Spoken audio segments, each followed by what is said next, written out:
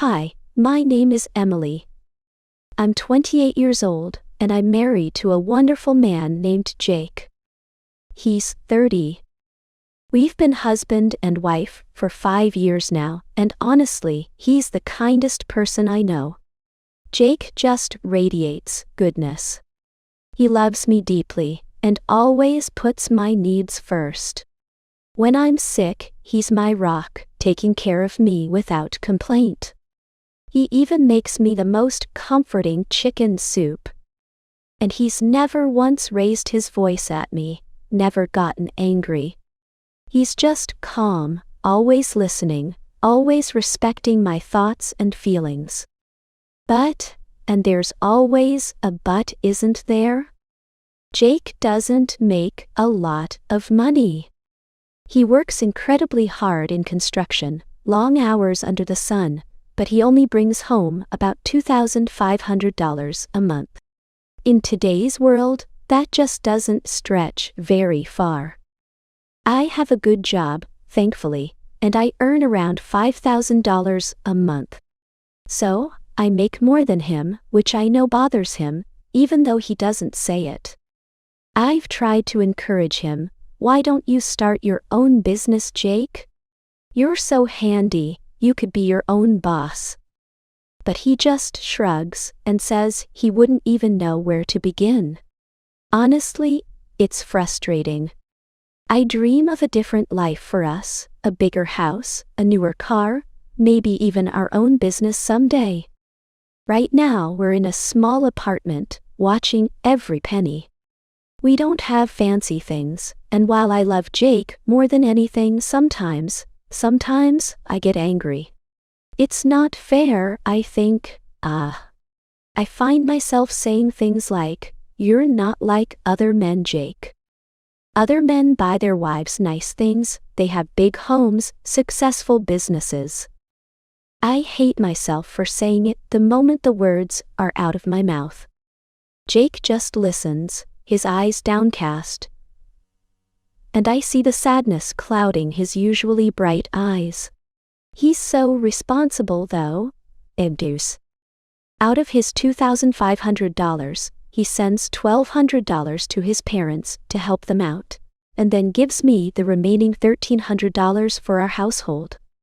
It's just not enough. I feel this constant knot of frustration in my stomach. One evening, Jake came home late from work, unusually late. "Where were you?" and 10 times I asked, a little sharper than I meant to. "At the office," he mumbled, looking at job postings. A flicker of hope sparked in me. "Did you find anything?" "Why tell me juice, it yourself, it your mate?" I asked eagerly. He just shook his head. "Not yet, but I'm going to keep trying." The next day, he was up before the sun, gone before I even woke up. He didn't get back until after dark, looking completely worn out. "I found a second job," he announced quietly, "at a restaurant waiting tables at night. It'll bring in another $1,500 a month." Relief washed over me. "No Andy was territory, house and sauce and top the." "That's great, Jake," I said, maybe too enthusiastically. So Jake started working 2 jobs.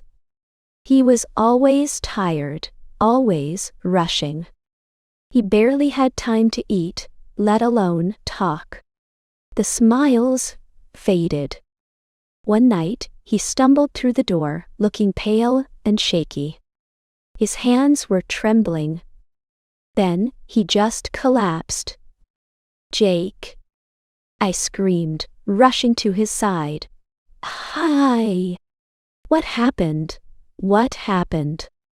He just whispered, "Tired. So tired." Fear gripped me. When now, and say. I rushed him to the hospital. The doctor's words hit me like a punch to the gut. Exhaustion. He's completely exhausted. He needs rest, serious rest. Sitting there in the sterile hospital room, watching Jake sleep, guilt washed over me. Tears streamed down my face. I took his hand, his calloused, hard-working hand, in mine. "I'm so sorry, Jake," I choked out. He opened his eyes, a faint smile gracing his lips. "Don't cry, my love," he murmured weakly. And in that moment, everything shifted. It was like a veil lifted from my eyes. Jake didn't need to be rich. He didn't need to shower me with expensive gifts or drive a fancy car. Jake was a good man. Jake loved me. Jake took care of me in all the ways that truly mattered. And that was enough. More than enough. I squeezed his hand, my heart overflowing. "I love you, Jake," I whispered. He smiled, a real smile this time, reaching up to touch my cheek. "I love you too, Emily. Money is important, yes, but love. Love is the foundation. Love is what truly builds a life." I vowed right there in that hospital room I would never compare Jake to anyone else again. He was perfect, just the way he was. He was my perfect. Years have passed since that night.